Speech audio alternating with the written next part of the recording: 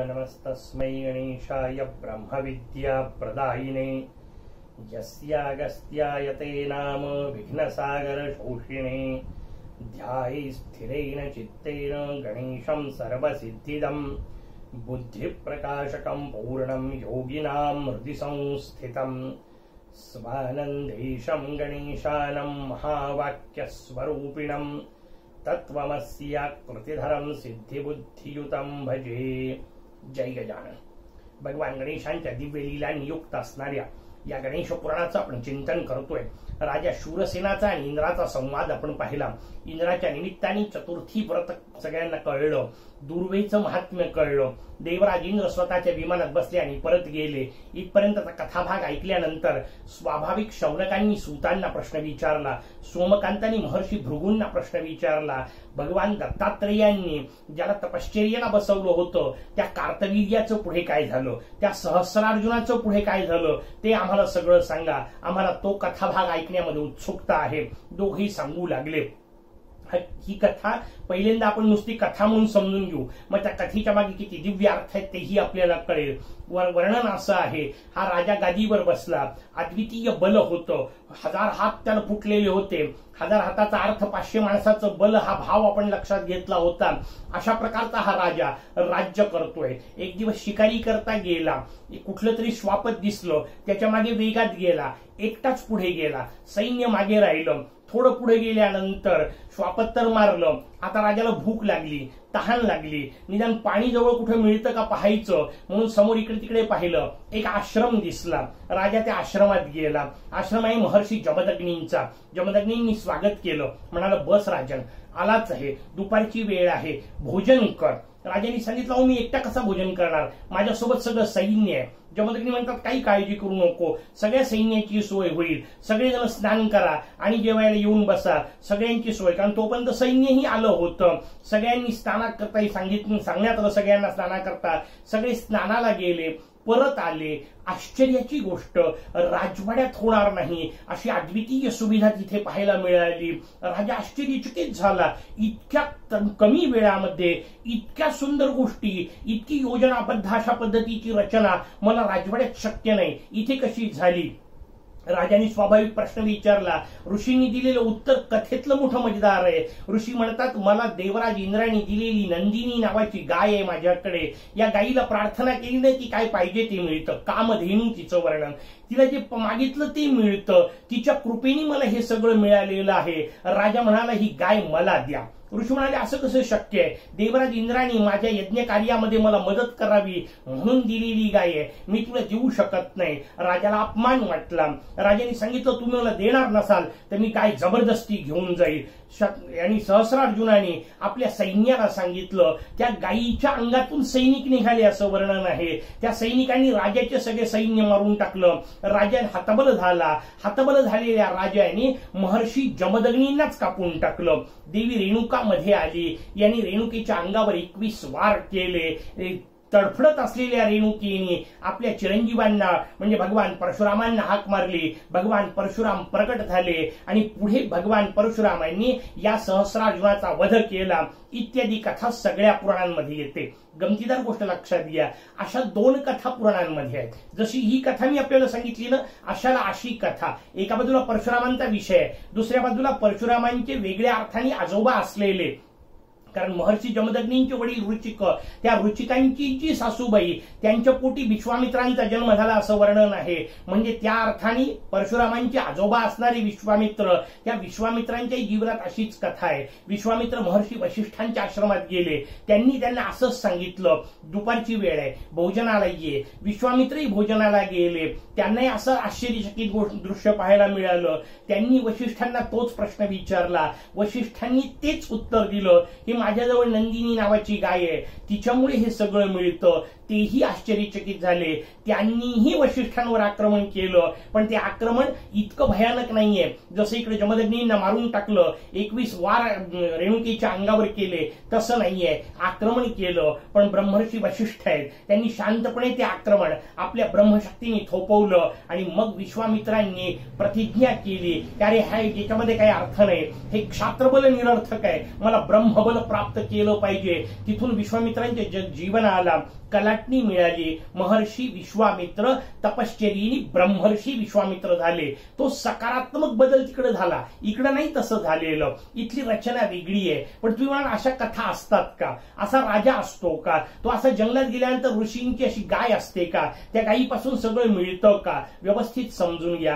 काही गोष्टी आपल्याला याच्या मागचे अर्थ समजून घ्यावे लागतील. कशाला म्हटलंय गाय? कुठली तरी एक गाय आहे, तिच्या हाताखाली एक ताट धरलं की ताबडतोब त्याच्यातून लाडू पडतात, असल्या काही भ्रामक कल्पना पुराणांना सांगायच्या नाहीत. लक्षात घ्या, हे दृश्य आमच्या समोर चित्रपटवाल्यांनी, मालिकावाल्यांनी, चित्रकारांनी निर्माण केले. असं काही बावळट सांगायचं नाहीये, भोळसट काही सांगायचं नाहीये. व्यवस्थित लक्षात घ्या.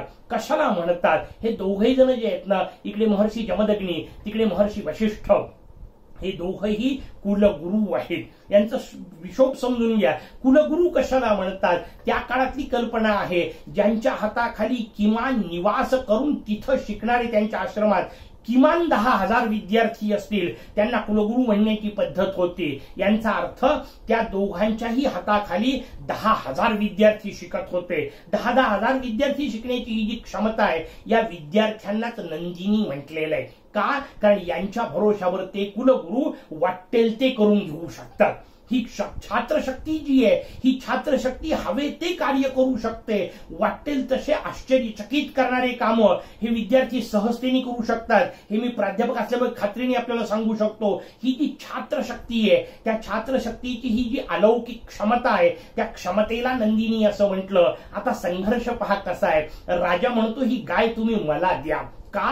कारण प्रत्येक सत्ताधीशाला छात्रशक्ती आपल्या हातात असावी असं वाटतं. हा जो संघर्ष आहे तो या पद्धतीने समजून घेतला पाहिजे. छात्रशक्ती आपल्या हातात असली पाहिजे असं राजसत्तेला वाटतं. आणि ऋषी सत्तेची कल्पना आहे, विद्यार्थी फक्त विद्यार्थी असला पाहिजे, त्यांनी फक्त अध्ययन केलं पाहिजे, त्यांनी या राजकारण्यांच्या नादी लागून आपलं स्वतःचं आयुष्य खराब केलं नाही पाहिजे. ही राजकारण्यांच्या पासून दूर ठेवण्याची वृत्ती वशिष्ठ आणि जमदग्नींच्या रूपामध्ये आहे. आणि छात्रशक्ती आपल्याला पाहिजे तशी वापरायची ही राजप्रवृत्ती जी आहे, ती विश्वामित्रांच्या आणि जमदग्नींच्या रूपात आपल्या समोर येते. दोघांनी त्या याच्यावर आक्रमण केलं. दोन्ही वेळा गायीतून सैन्य निघालं असं वर्णन आहे. गायीतून याचा अर्थ आता सांगितलं तसं तेच विद्यार्थी जेव्हा त्यांच्यावर, त्यांच्या सत्तेवर, त्यांच्या अधिकारांवर आक्रमण होतात तेव्हा आक्रमक होतात. हे त्याच्यातला हिशोब आपल्याला लक्षात येऊ शकतो. राजा तिथून निघून जावं लागलं राजाला, पण राजा सरळ नाही गेला. राजाने त्या संपूर्ण आश्रमाचं म्हणजे त्या शिक्षण यंत्रणेचं नुकसान करून ठेवलं. जमदग्नींचा विनाश केला. 21 वार केले. मग परशुराम चिडलेले आहेत. लक्षात ठेवा, परशुरामांनी केलेलं जे काही कार्य आहे ते आम्हाला व्यवस्थित समजून घ्यावं लागेल. नुसते आरोप करण्याकरता हे चरित्र नाही. कारण परशुरामांचा संपूर्ण पराक्रम हा कृती स्वरूपात नाही, तो प्रतिक्रिया स्वरूपात आहे. हे आम्हाला पहिले समजून घेतलं पाहिजे. ते शांतपणे भगवान शंकरांकडे महेंद्र पर्वतावर राहून तपश्चर्या करत होते. भगवान शंकरांकडे अस्त्रविद्या शिकत होते. कुठेही या संपूर्ण प्रकरणात भगवान परशुराम तोपर्यंत नाहीयेत जोपर्यंत सहस्रार्जुनाने अशा पद्धतीने महर्षी जमदग्नींचा विनाश केला आणि रेणुकेवरी अशा प्रकारचा अन्याय करत तिला 21 वार केले. ते वार जेव्हा केलेले आहेत याचा अर्थ ही उन्मत्त झालेली राजसत्ता, ही निरंकुश झालेली राजसत्ता, ही जेव्हा अशा पद्धतीने आश्रमांना त्रास देईल, वास्तविक त्याचा जो प्रचंड बल आहे, लक्षात ठेवा व्यवस्थित. हाच सहस्रार्जुन आहे. हे दोन माणसं व्यवस्थित समजून घेतले पाहिजे. रामायणात आपल्याला मिळतात. सहस्रार्जुनाचं वर्णन रामायणात आपल्याला मिळतं. वालीचं वर्णन रामायणात आपल्याला मिळतं. हे दोघंही अत्यंत बलशाली का तिथले समजून घेतले पाहिजे? कारण या दोघांनी त्या काळात रावणाला पराजित केलं होतं. व्यवस्थित समजून घ्या या सगळ्या भूमिका, सगळ्या कथा एकत्र कराव्या लागतील, तेव्हा आपल्याला त्या कथांच्या मागचा गूढार्थ समजेल, त्या कथांमधून आपल्याला पुराणकार काय सांगतायत ते नेमकेपणाने समजेल. वास्तविक सहस्रार्जुनाने रावणाला पकडलं, नुसतं पकडलं नाही, आपल्या माहिष्मती नगरीमध्ये नेऊन बांधून ठेवलं होतं, पण रावणाने आपल्या आजोबांना मध्ये टाकलं. ते महर्षी आहेत, कारण रावण हा पुलस्त्यांचा नातू आहे, विश्रवांचा पुत्र आहे. त्या महर्षी पुलस्तींना मध्यस्थी करायला लावली, त्यांचं ऐकलं. सहस्रार्जुनाने रावणाला सोडून दिलं. रावणाला वालीनीही पकडलं होतं, आपल्या किष्किंधा नगरीत नेऊन बांधलं होतं, तिथेही तोच प्रकार घडला, वालींलाही तिथं सोडून द्यावं लागलं. या दोघांनी त्यावेळी रावणाला सोडून दिलं, म्हणून उन्मत्त झालेला रावण पुढे जाऊन सीतेला पळवण्या इतका विक्षिप्त वागू शकला. या दोघांनी त्याच वेळी जर त्याचं खंडन केलं असतं तर ही शक्ती एवढी विचित्र होत नव्हती, बाहेरून येणार हे आक्रमण इतकं विकृत झालं नसतं. पण लक्षात ठेवा, त्या बाहेरून येणाऱ्या आक्रमणाने देवी सीतेला पळवण्यापर्यंत त्याची शक्ती जाते, कारण या देशातले 1000 हात म्हणजे सहस्रार्जुन त्याला मदत करत असतो. वास्तविक सहस्रार्जुन त्याला थोपवू शकतो, पण सहस्रार्जुन त्या बाहेरच्या आक्रमणाला न थोपवता उलट त्याला मदत करतो. ही जी प्रवृत्ती आहे ना, ही प्रवृत्ती आपल्या समोर सांगायची आहे. आणि मग या प्रवृत्तीच्या विरुद्ध उभे राहिलेले भगवान परशुराम कथेत आपल्या समोर येतात. ती कथा आपल्याला त्या अंगाने समजून घ्यावी लागेल. भगवान परशुरामांचा पराक्रम मी वारंवार सांगतोय, प्रतिक्रिया स्वरूपातला आहे. ती क्रिया म्हणून समजून घेऊ नका, तेवढ्याच पुरता आहे. तेवढ्या पुरता मी का म्हणतोय, त्याच्या आधीही परशुरामांनी केलेल्या कुठल्याही क्रूर कृत्याचं वर्णन नाही, आणि सगळ्यात महत्वाचं त्याच्या नंतरही पुन्हा त्यांनी अशा प्रकारचं कुठलं युद्ध केलं याचंही वर्णन नाही. याचा अर्थ ती त्यांची प्रवृत्ती नाहीये, ती फक्त प्रतिक्रिया आहे. व्यवस्थित आणखी काही काही गोष्टी समजून घ्या. 21व्या क्षत्रिय पृथ्वी केली या वाक्याचा अर्थ दिसेल ते मारत सुटले का? आपल्याला असं सांगितल्या जातं, असं बोलल्या जातं, अर्थ काढल्या जातात की जे दिसतील ते त्यांनी मारत सुटले. निक्षत्रिय पृथ्वी केली. मला सांगा, निक्षत्रिय या शब्दाचा अर्थ सगळे मारून टाकणे असा असेल तर पहिल्याच वेळा मारले ना, 21व्या फिरायची काय गरज होती? 21व्या निक्षत्रिय पृथ्वी केली आहे. इथे निक्षत्रिय शब्दाचा अर्थ समजून घ्या. कोणाला मारलं? त्याचं उत्तर आहे, जे सहस्रार्जुनासारखे उन्मत्त झालेले होते, जे राजसत्तेचा गैरवापर करत अयोग्य पद्धतीने आश्रमीय संस्कृतीला नष्ट करत होते, भारतीय सनातन वैदिक संस्कृतीवर आक्रमण करत होते, त्यांना मारलेलं आहे. सगळ्यांना नाही. सगळ्यांना नाहीचे पुरावे मी आपल्या समोर ठेवतो. पहिला महत्वाचा पुरावा, भगवान परशुराम नंतर भगवान रामचंद्रांना भेटले असा सगळ्यांना इतिहास आपल्याला माहिती आहे. रामचंद्र याचा अर्थ होते की नाही? नंतरच्या काळात रामचंद्र होते. रामचंद्रच होते नाही, त्यांचे पिता श्री दशरथ तेही होते, त्यांचे पिता श्री अज तेही होते, त्यांचे पिता श्री महाराज रघु तेही होते. यांच्यापैकी कोणालाही परशुरामांनी हात लावलेला नाही. रघुवंशातला एकही राजा परशुरामांनी मारलेला नाही. वाक्याचा अर्थ, जे सज्जन होते, जे सत्शील होते, जे धर्मपरायण होते, त्यांना हात लावलेला नाही. दुसरी बाजू सांगतो, जसं एका बाजूला रघुवंशाचे सगळे राजे शिल्लक आहेत, तसे जनक नाहीत का शिल्लक? जनकही शिल्लक आहेत. उलट त्या जनकांच्याकडे भगवान परशुरामांनी आपलं धनुष्य ठेवायला दिलं. तेच धनुष्य जे नंतर भगवान रामचंद्र विवाहाच्या वेळी उचलतात आणि ते धनुष्य तुटतं, म्हणून तर परशुराम तिथं प्रगट होतात असं वर्णन आपल्या समोर आहे. याचा अर्थ, जे शिवधनुष्य ज्यांनी त्यांनी सहस्रार्जुनाला मारलं ते शिवधनुष्य भगवान परशुरामांनी सांभाळण्यासाठी जनकालाच दिलं होतं. याचा अर्थ जनकही शिल्लक होते. जनकाचा सगळा वंश शिल्लक आहे. त्याच वंशात पुढे देवी सीता प्रगट झाली, भगवान रामचंद्रांच्या सोबत तिचा विवाह झाला. याचा अर्थ रघुवंश शिल्लक आहे. याचा अर्थ जनकवंश शिल्लक आहे. पुढे महाभारतामध्ये परशुराम आपल्याला पाहायला मिळतात, महाभारतामध्ये भेटतात. याचा अर्थ कौरव पांडवांचा सगळा वंश शिल्लक आहे. तो चंद्रवंश, एका बाजूला मी सूर्यवंशाचं वर्णन केलं रघुवंशाच्या निमित्ताने, दुसऱ्या बाजूला पांडवांचा सगळा वंश शिल्लक आहे, भरतवंश ज्याला म्हटलं जातं. याचा अर्थ तो चंद्रवंश आहे, तोही सगळा शिल्लक आहे, कुठेही मारलेला नाही. महाभारतामध्ये कितीतरी राजवंश लढाई करता उतरले, हे सगळे राजवंश शिल्लक आहेत की नाही? शिल्लकच होते. यांना कोणालाही मारलेलं नाही. उलट त्यांच्यातले जेव्हा अद्वितीय जन्माला येतात तेव्हा त्या भीष्मांना भगवान परशुरामांनी स्वतः शस्त्रविद्या शिकवलेली आहे. किंवा एखादा अपवाद काय सांगता, त्याचं उत्तर एखादाच अपवाद सांगणार आहे. भगवान परशुरामांनी शिकवावं अशा योग्यतेचे एखादेच भीष्म असतात, बाकीचे नसतात. त्याला मी काय करू? द्रोणाचार्यांनी शिकवलेलं होतं. द्रोणाचार्य भीष्माचार्यांसारखे अद्वितीय जेव्हा शिष्य असतात तेव्हा परशुराम शिकवतील. सामान्य वर्गामध्ये शिकवण्याची शक्यताच तिथं नसते. मला सांगायचं हे आहे की ते सगळ्या क्षत्रियांची इथून तिथून वैरी नाहीये. त्यांनी सगळे क्षत्रिय मारले अशी रचना नाहीये. जे अयोग्य होते, जे बाहेरच्यांना मदत करत होते, बाहेरून येणाऱ्या रावणाला जे हातभार लावत होते त्यांना मारलेलं आहे. त्यांचे हात कापणं आवश्यक असतं. ही भूमिका भगवान परशुराम आपल्या समोर ठेवतायत. त्या भूमिकेतून ते चरित्र पहा, म्हणजे आपल्याला त्या चरित्राचे नेमके अर्थ कळतील. भगवान परशुरामांची ही लीला आपल्या समोर आली एवढीच नाहीये, लक्षात घ्या. कारण या सगळ्या राज्य लीलांमध्ये किंवा सगळ्या संहाराच्याही ज्या वर्णन कथा आपल्या समोर येतात त्याच्यात सुद्धा क्रूरतेचा भाव नाहीये, त्याच्यात सुद्धा कुठेतरी अहंकाराचा भाव नाहीये. का? पुढचं वाक्य लक्षात घ्या, म्हणजे लक्षात येईल आपल्याला की ज्यावेळी हे सगळे राजे क्षत्रिय केली पृथ्वी 21 वेळा असं वर्णन आहे, ते सगळं केल्यानंतर मातापूर क्षेत्राला आले, ज्याला सध्या आपण माहूर असं म्हणतो. या मातापूर क्षेत्राला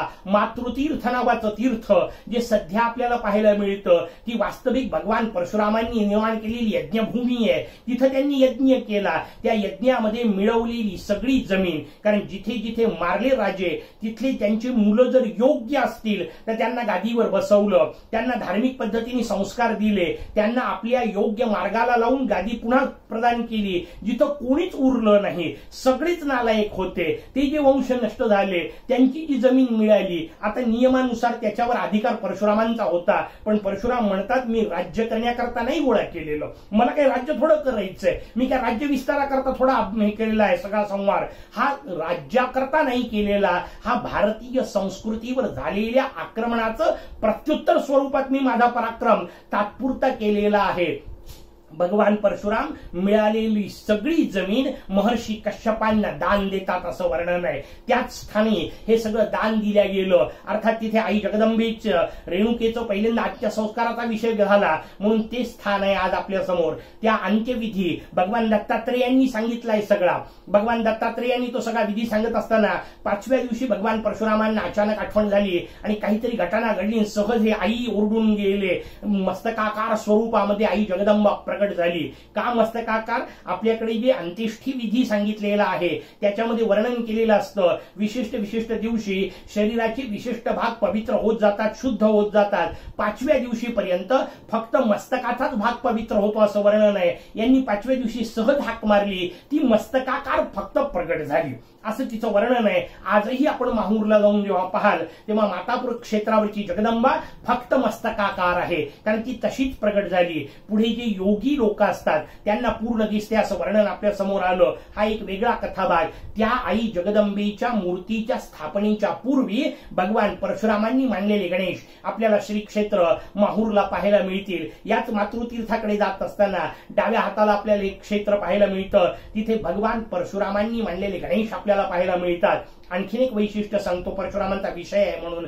दत्त संस्थान नावाचं संस्थान आहे, शिखर संस्थान ज्याला म्हटलं जातं. त्या दत्त संस्थानचं वाहनतळ जिथं आहे तिथे एक गणेश मंदिर आहे. आमचे गुरु महाराज सांगायचे गणेश रूपामध्ये भगवान गणेशांची उपासना केल्यानंतर जेव्हा गणेशांनी परशुविद्या दिली आणि या परशुनी तू त्या सहस्रार्जुनाला मारू शकशील असं सांगितलं, तेव्हा ती परशुविद्या मिळाल्यानंतर कसा वापरायचा तो परशु, ती विद्या कशी नियंत्रित करायची हे भगवान दत्तात्रेयांना प्रात्यक्षिक स्वरूपात दाखवण्यासाठी गणेश रूपात नटलेले परशुराम आपल्याला त्या शिखर क्षेत्रावर पाहायला मिळतील. दोनही स्थानं आपल्याला आजही मातापूर क्षेत्रामध्ये माहूर क्षेत्रामध्ये पाहायला मिळू शकतात. आपण या दोन्हीचं दर्शन घेऊ शकतो. मला पुढचं आपल्याला सांगायचंय, सगळी जमीन कश्यपांना दिली आणि सगळी जमीन कश्यपांना दिल्यानंतर महर्षी कश्यपांनी सांगितलं आता सगळी जमीन दान केली आहे तुम्ही, याच्यावर तुम्हाला राहायचा अधिकार नाही. भगवान परशुराम म्हणतात बरोबर आहे, शास्त्रदृष्ट्या योग्य आहे, मी आता या जमिनीवर नाही राहणार. जगातला पहिला प्रयोग अद्वितीय भगवान परशुरामांनी केला.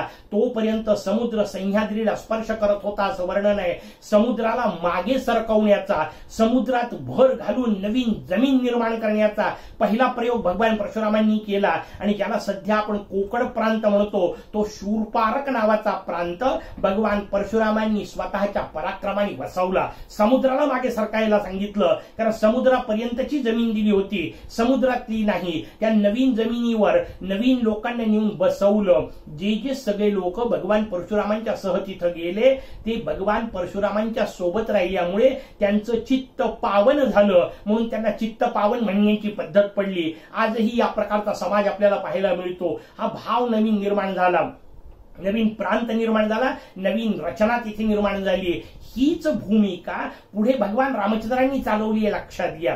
कारण ज्यावेळी ते शिवधनुष्य तुटलं, भगवान परशुराम येऊन पोहोचले, भगवान परशुरामांनी आपल्या हातातलं धनुष्य रामचंद्रांना दिलं. एखादं सूत्र सोपवतात ना पुढच्या अध्यक्षाला, तशा पद्धतीची रचना आहे, लक्षात घ्या.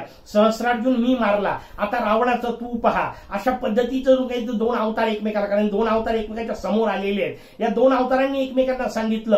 भगवान रामचंद्रांनी सुद्धा एक नाही 3 राज्य जिंकले. कोणते?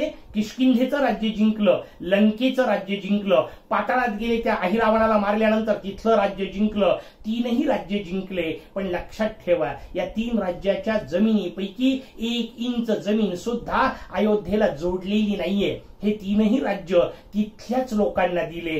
किष्किंधेतला वाली मारला, किष्किंधा जिंकली, पण गादीवर सुग्रीवाला बसवलं. लंकेत रावण मारला, पण लंका अयोध्येला नाही जोडली. लंकेत विभीषण त्याचाच भाऊ बसवला. अहिरावणाला मारलं, तिथे हनुमंताचा पुत्र मकरध्वज, त्याला गादीवर बसवलं असं वर्णन आहे. मला सांगायचं आपल्याला हे सूत्र लक्षात घ्या. भारतीय महापुरुषांनी केलेले हे जे पराक्रम आहेत, तुमच्या माझ्या आदर्श पुरुषांनी हे जे केलेले पराक्रम आहेत, हे सुडातून केलेले नाहीयेत, हे राज्य विस्ताराकरता केलेले नाहीयेत, हे स्वतःच्या महत्वाकांक्षेकरता केलेले नाहीयेत. भारतीय संस्कृतीवर आक्रमण झालं म्हणून उभे राहिलेले हे लोक आहेत. आणि म्हणून आपल्या मिळालेल्या राज्याला दान करणारे अद्वितीय परशुराम आपल्याला या कथेमध्ये पाहायला मिळतात. ते राजे स्वतःहून बसू शकले असते, नाही केलेलं त्यांनी.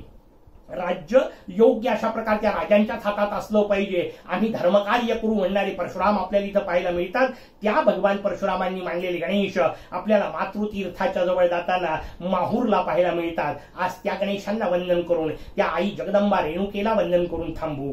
जय गजानन.